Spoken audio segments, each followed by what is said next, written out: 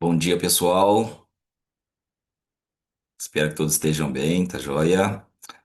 Nós estamos aí iniciando mais um dia, né, dessa semana com o nosso amigo José Catumbela, né, que tem nos trazido mensagens poderosas, estudos, né, sobre as festividades judaicas. E convido você, né, que já chegou, acordou bem cedinho, para que nós possamos fazer a oração inicial, tá bom? Feche seus olhos e vamos orar. Nosso Pai, nosso grande Deus, queremos agradecer a Ti por mais uma oportunidade, ó Pai, de despertar com vida, com saúde, ó Pai, sobre a Tua graça, sobre a Tua proteção, ó Pai, sobre a Tua misericórdia, Senhor. Agradecemos pela noite também de descanso que tivemos, ó Pai. O Senhor nos guardou, nos protegeu, protegeu os nossos familiares. E agora nós estamos aqui, Pai, para louvar o Teu nome e para mais um pouco estudar a Tua palavra, Senhor. Que o Senhor seja o nosso guia, que o Senhor nos inspire, que o Senhor inspire o pastor José mais uma manhã, Pai, mais um dia, para que ele traga uma mensagem segundo a Tua vontade. E em nome de Jesus nós pedimos e agradecemos. Amém, Senhor. Amém. Vamos louvar, pessoal. Vamos louvar com o hino que é o hino da semana, né? Confiarei.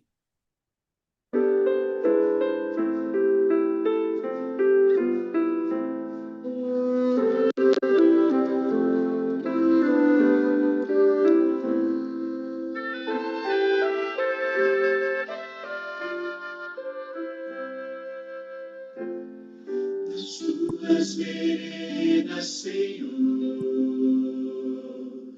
eu quero sempre andar. As tuas palavras, Senhor, eu quero sempre escutar. As tuas verdades, Senhor, quero levar comigo onde for. A tua lei, o teu querer, são preciosidades que eu quero viver. Tu és a força, se fraco estou. Só em teus braços encontro calor. Quando vier a tristeza ou a dor, confiarei em teu amor. Confiarei em ti, Senhor. Teus passos desejo seguir, deixando o mal para trás. Se busco tua face, Senhor, ali eu sei que estás. Eu quero viver plenamente, quero esquecer o que já passou. Usa meus pés, as minhas mãos, me faz morada em meu coração. Tu és a força, se fraco estou. Só em teus braços encontro calor. Quando vier a tristeza ou a dor, confiarei em teu amor. Confiarei em ti, Senhor. Confiarei, confiarei, confiarei. Tu és a força, se fraco estou. Só em teus braços encontro calor. Quando vier a tristeza ou a dor, confiarei em teu amor. Confiarei em ti.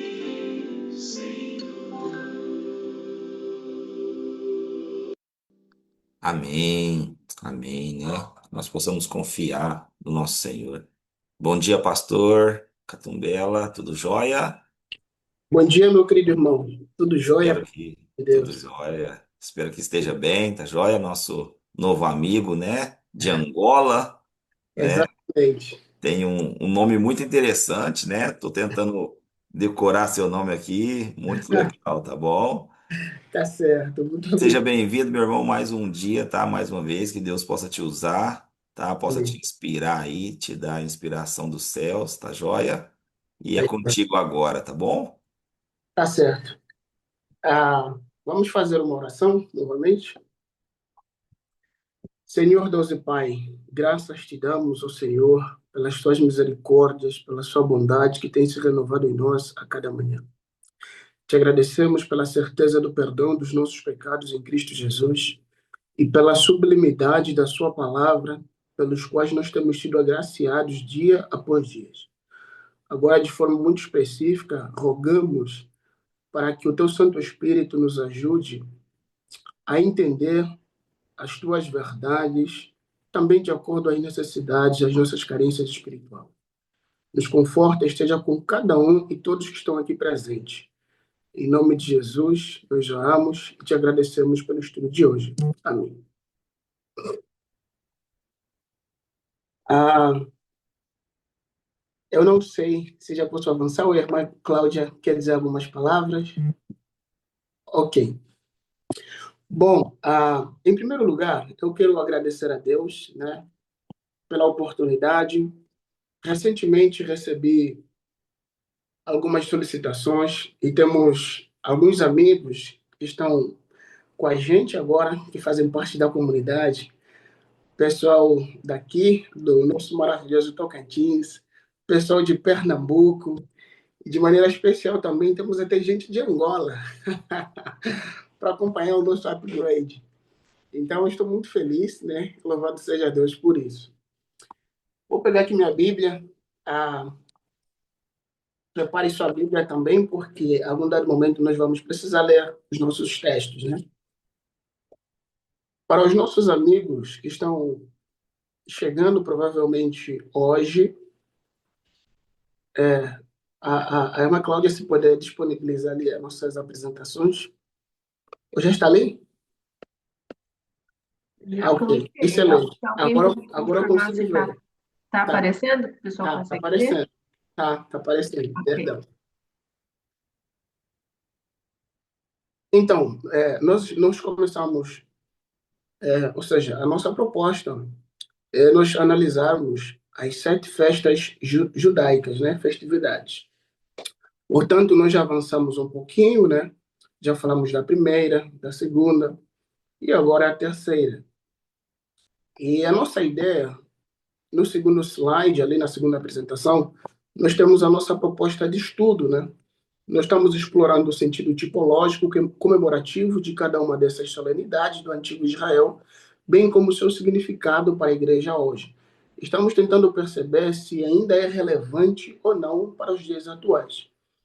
Em seguida, nós também vamos ver se as mesmas festas devem continuar, mas a ideia que nós estamos entendendo aqui é que, apesar delas não terem mais o cumprimento, o princípio por trás ainda existe.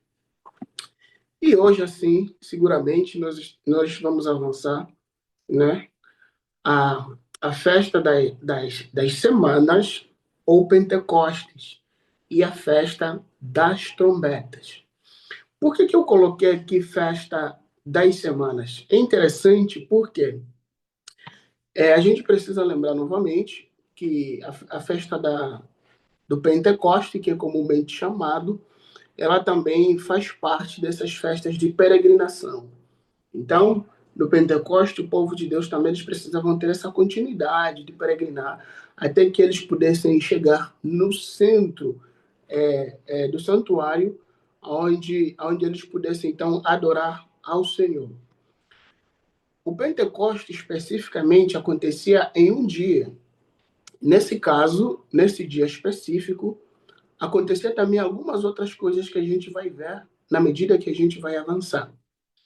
Então, ou seja, essas festas duravam dias, mas num dia específico aconteciam algumas coisas específicas muito importantes do povo de Deus.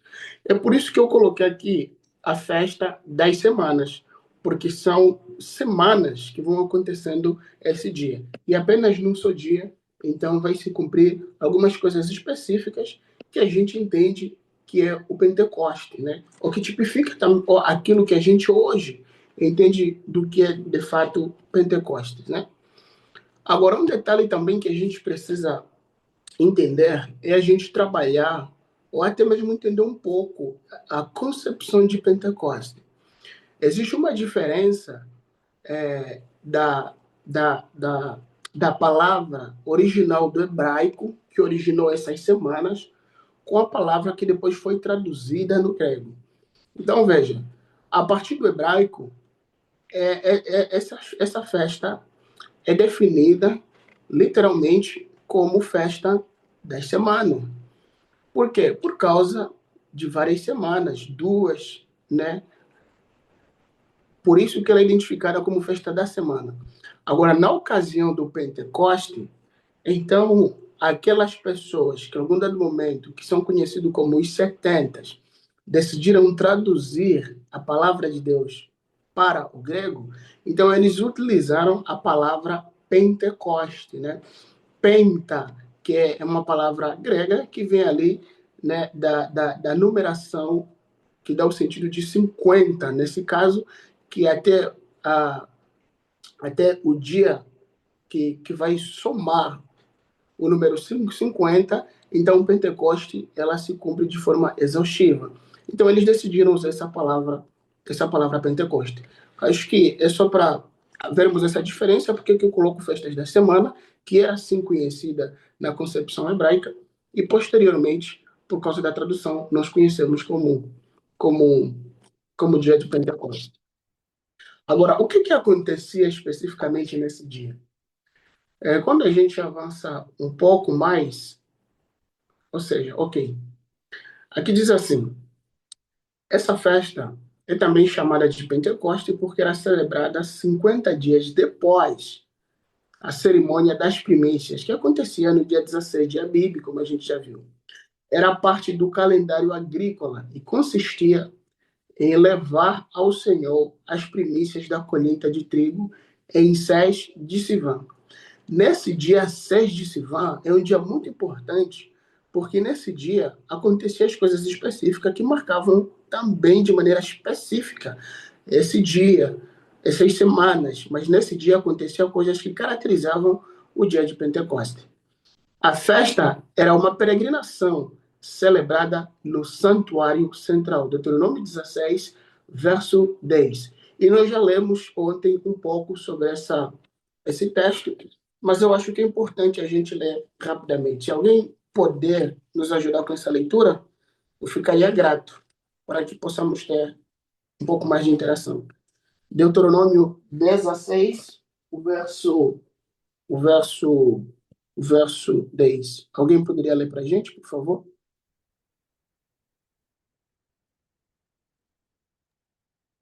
E celebrarás a festa das semanas ao Senhor teu Deus, com ofertas voluntárias da tua mão, segundo o Senhor teu Deus te houver abençoado.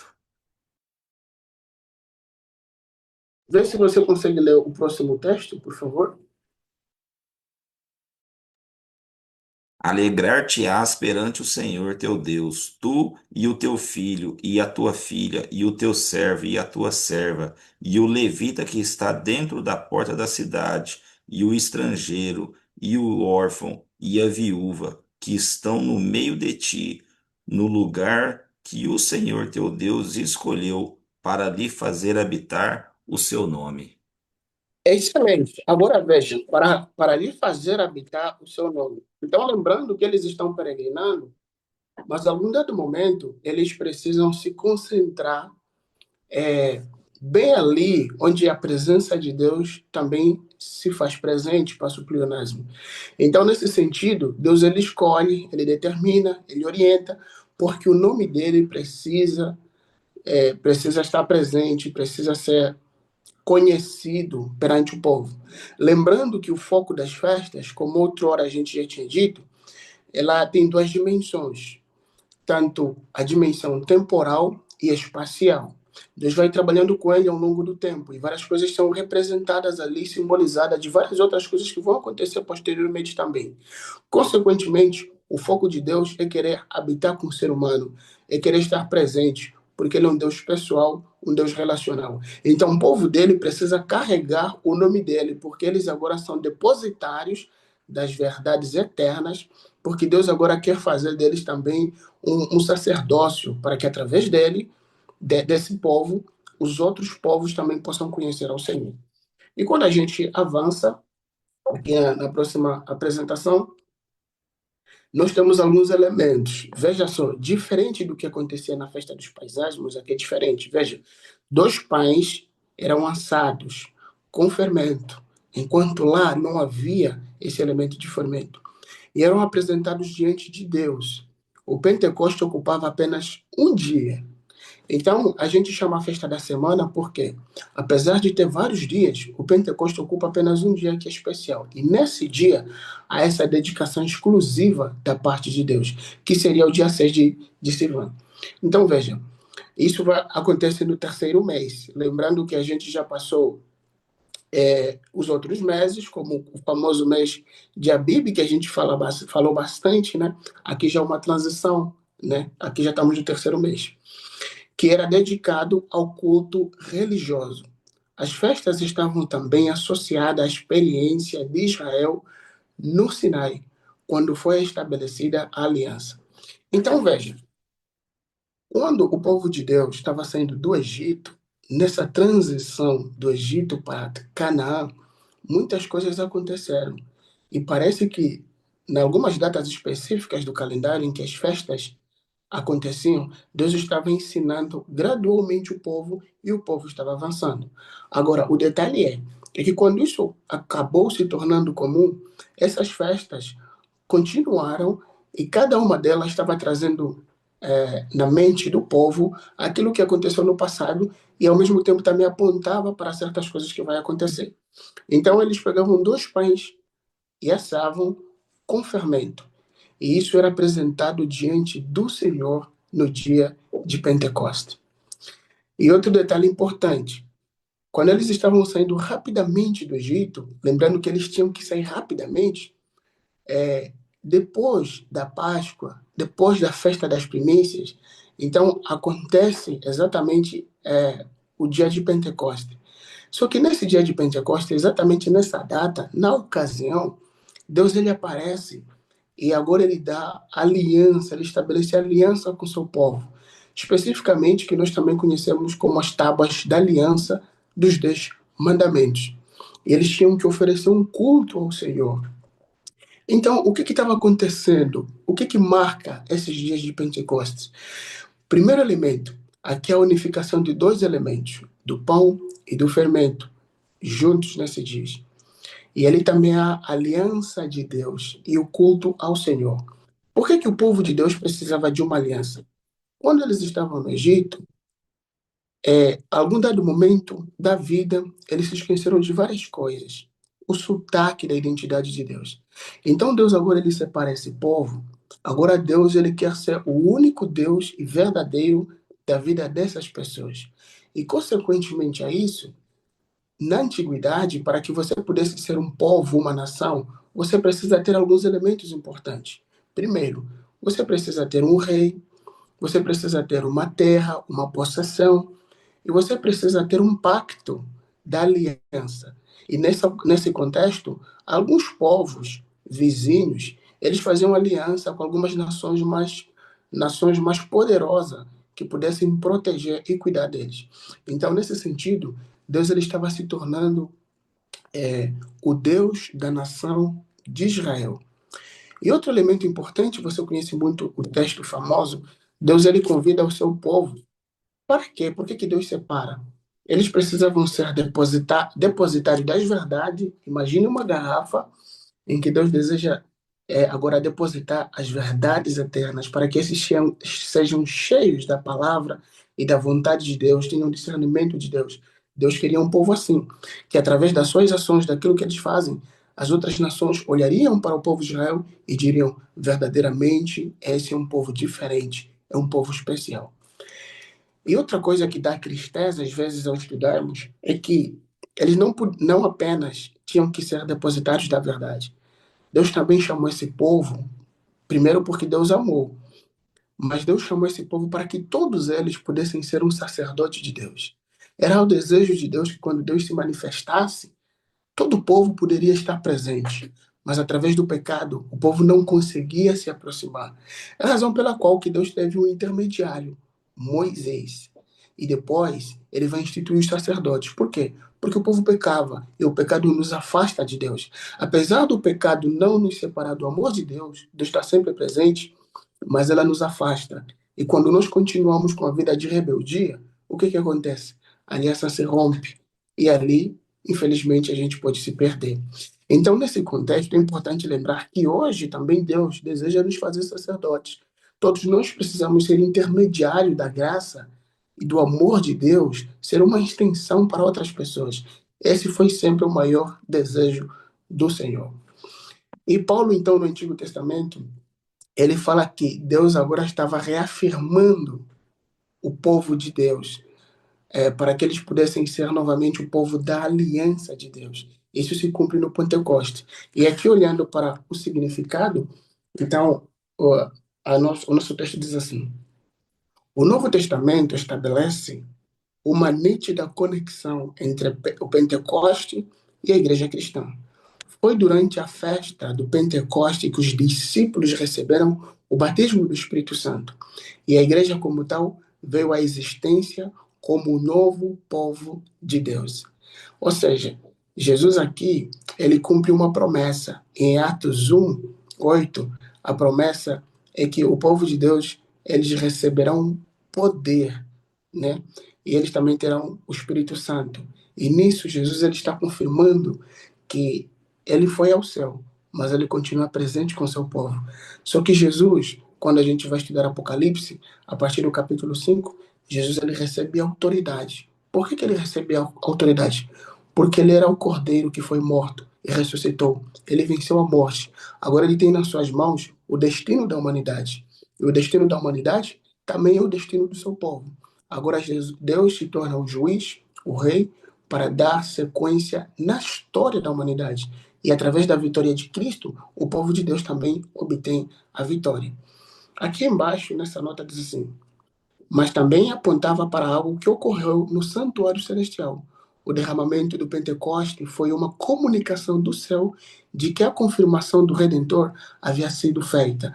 Houve uma confirmação. Agora o povo de Deus estava habilitado para receber autoridade da parte de Deus, porque ele tem o Espírito Santo, eles podem fazer coisas maiores que Jesus havia feito enquanto estava na terra.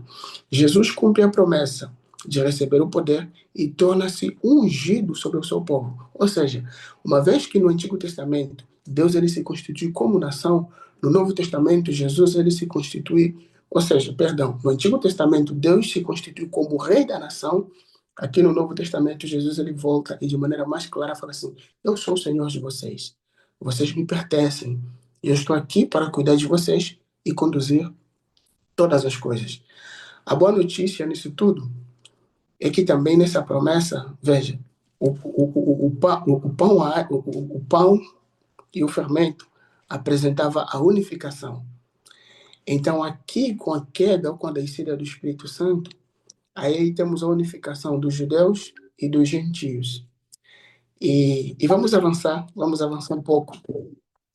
Aqui temos essa tabela ilustrativa. Eu gostei bastante quando eu dei os comandos ali na IA e ele criou essa tabela bonita. Veja o paralelo que existe. Veja, primeiro nós temos no acontecimento, Deus dá a lei dos 10 mandamentos. Isso tem em Êxodo 19:20. Ali nós temos o nascimento do povo de Israel como nação.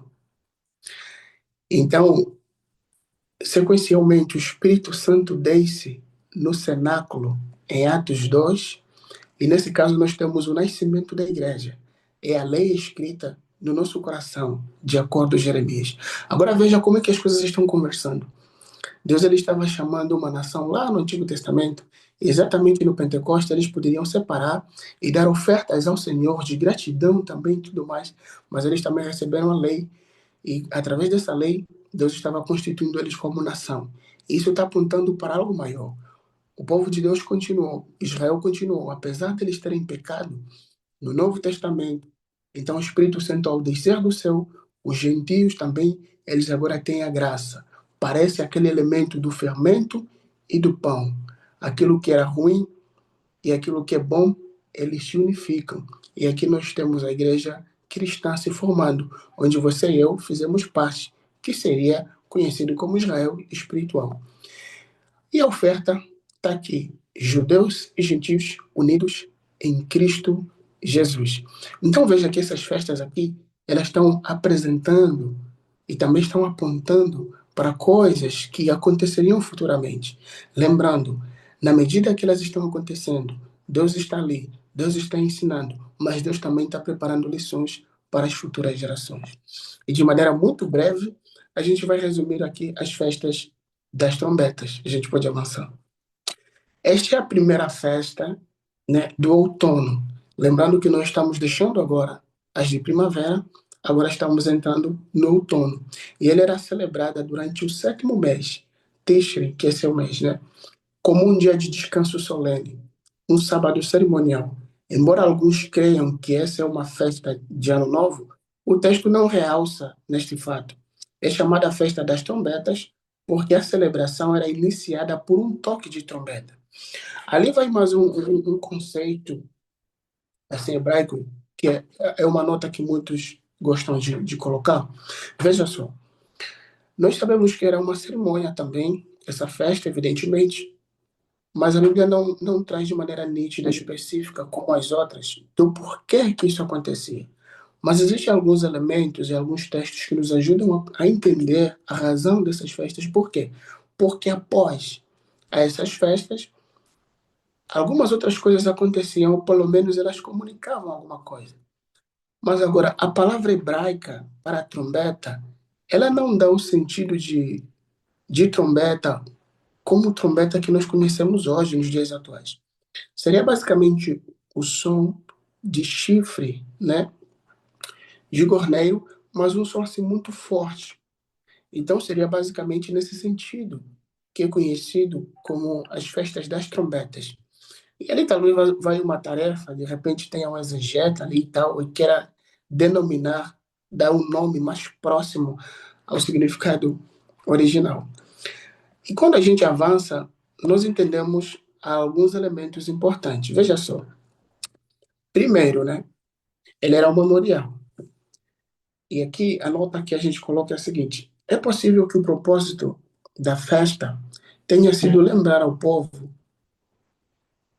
tenha sido lembrar ao povo que Deus era o criador e juiz do mundo, no preparo para as cerimônias do dia da expiação. Ou seja, no toque das trombetas, o povo de Deus era convocado e eles se preparavam para que uma outra coisa pudesse acontecer depois, que era o dia da expiação que a gente vai ver amanhã.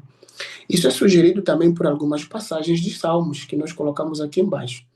Então é interessante porque nessas buzinas, nesse ruído também havia um júbilo diante do povo de Deus, porque eles precisavam estar diante do Senhor, precisavam se apresentar.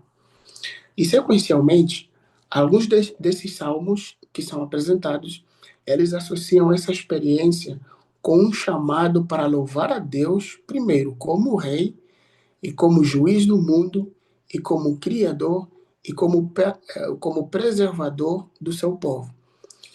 Então Deus tem toda a autoridade. Ele conduz o seu povo, é o juiz do universo, ele é o criador do universo e ele preserva. Então tudo isso é importante porque eles agora estão entendendo um pouco o caráter desse Deus, tão grande e tão amoroso, mas um Deus que se faz presente na vida do seu povo e só quer dar o melhor para cada um deles e quer limpá-los do pecado que eles haviam experimentado lá no Egito. E Deus quer fazer um povo santo, porque ele é santo e eles precisam se achegar ao Senhor. Quando a gente estuda o livro de Apocalipse de maneira específica, nós entendemos algumas coisas importantes. O livro de Apocalipse 8 e 9, ali nós temos essa tipologia também. As trombetas, elas aparecem como o juízo de Deus, de certa maneira, e elas são manifestadas para aqueles que se rebelam contra a vontade de Deus. Só que nessa ocasião do tempo do fim, o povo de Deus é preservado também. Mas o detalhe é que nessas trombetas, um detalhe muito importante é que existem hoje, basicamente, cerca de 8 interpretações em relação às trombetas. Mas essa seria uma interpretação muito coerente à luz daquilo que acontece nas narrativas. E a partir da quinta e da sexta trombeta, você pode marcar ali, a partir ali do século XIX, XVIII, você pode avançar até o século 20, até 21, e até a ocasião da volta de Cristo, quando o próximo sua história é Jesus voltando. Então, veja, na nossa nota aqui diz assim: precisamente como a festa da trombeta convocava o antigo Israel a fim de preparar-se para a vinda do dia do juízo, o Yom Kippur, assim as trombetas do Apocalipse enfatizam especialmente a aproximação do Yom Kippur antítipo, né, que ela aponta. Então, as trombetas parecem retroceder na história da salvação como sinais ao longo da era cristã de que Deus se lembrará, isto é, agirá em favor do seu povo. E como avisos para o preparo para o antitipo do dia da expiação, elas descrevem Deus como juiz da raça humana e como enviando juízos sobre pecadores impenitentes antes de ocorrer o julgamento final. Em outras palavras, para a gente finalizar, amigos, Deus um dia ele vai vindicar o seu povo. O que é isso? É reclamar o seu povo. Crendo ou não, Jesus vai voltar. E todos aqui creem nisso. E louvado seja Deus por isso. Eu acredito que aqui no grupo, na nossa comunidade, tem gente que já foi difamado, tem gente que sofre de repente com uma enfermidade, depressão, ansiedade forte.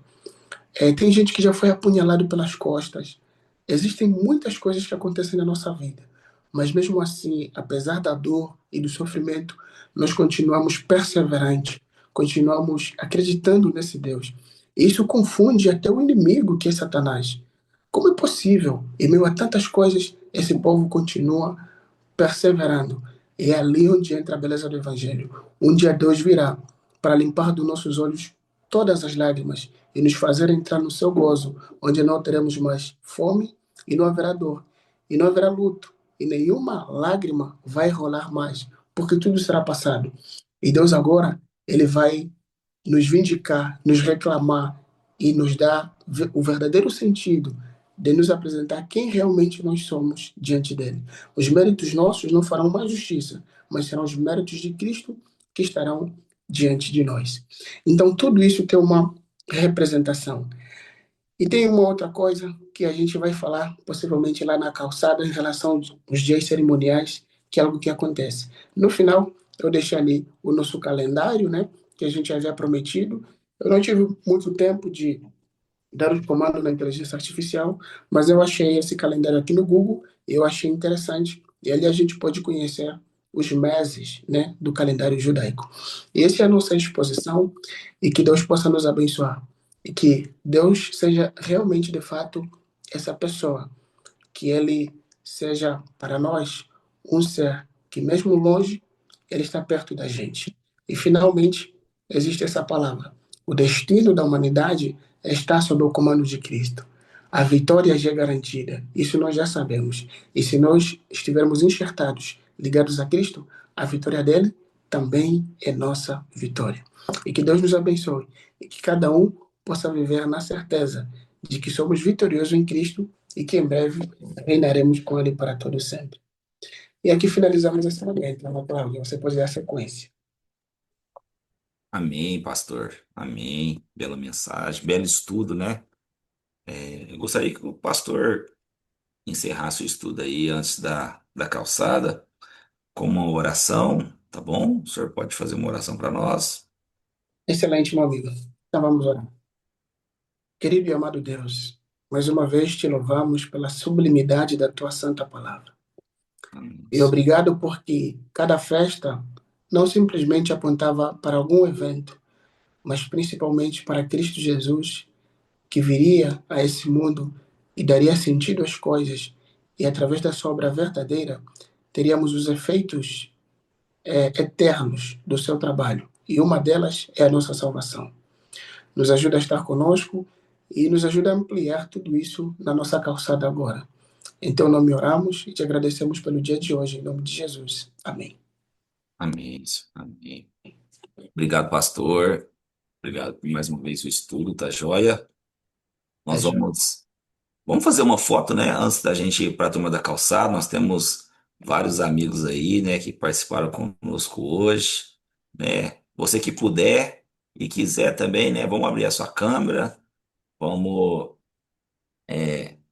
nos preparar aí para fazer uma foto, para que nós possamos divulgar, né, no grupo do WhatsApp, no Instagram do WhatsApp também, no Instagram do Upgrade também, tá joia? Vamos nos preparar. A Cláudia vai tirar a foto ali para nós, tá? Olá, Olga, seja bem-vinda, tá joia? Uhum. Então vamos lá, pessoal. Vou tirar uma Obrigada. foto. Se prepare, sorriu. Tá. Ok. Ok. Excelente. Obrigado, viu, gente? Seja bem-vinda, tá? Amiga aí do nosso irmão José, tá? Muito obrigada. Amém. Tem mais alguém que nos visita, que está pelo primeiro dia, tá bom? Seja bem-vindo também, tá joia? Que Deus seja louvado. Nós chegamos aqui na metade da semana, né? Nós temos, a partir de amanhã, 2 dias. Para quem está assistindo pelo YouTube, nós vamos fazer o encerramento da gravação aqui, tá joia? Nós vamos para a turma da calçada. A turma da calçada é onde nós vamos tirar as nossas dúvidas, né? Aproveitar mais do estudo. A gente viu que é um estudo muito informativo, né? Muito pedagógico, né? Com leitura, com explicação e a gente vai sugar um pouquinho mais do nosso pastor, né? Para que nós possamos aprender e também compartilhar experiências, tá bom? Então, se você quiser, se você não tiver aí no seu horário de compromisso, você que está acompanhando nós ao vivo aqui, pode nos acompanhar também na calçada, tá bom? Pessoal, fica com Deus, tá bom? Que Deus abençoe a todos e aqueles que puderem ficar na turma da calçada, sejam todos bem-vindos, tá bom? E até amanhã.